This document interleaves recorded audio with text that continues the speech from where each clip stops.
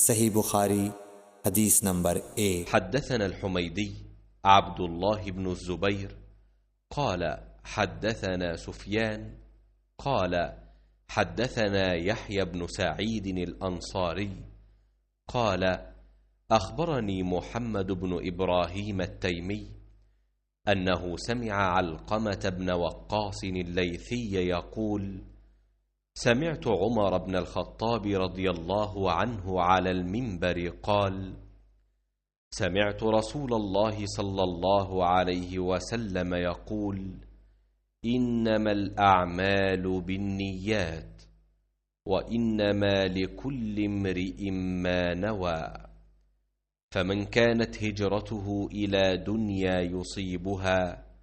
أو إلى امرأة ينكحها فهجرته إلى ما هاجر إليه। हुजूर अकरम सल्लल्लाहु अलैहि वसल्लम का इरशाद है, तमाम आमाल का दारोमदार नियत पर है और हर अमल का नतीजा हर इंसान को उसकी नियत के मुताबिक ही मिलेगा। बस जिसकी हिजरत दौलत दुनिया हासिल करने के लिए हो या किसी औरत से शादी की गरज से हो, बस उसकी हिजरत उन्हीं चीज़ों के लिए होगी जिनके हासिल करने की नीयत से उसने हिजरत की।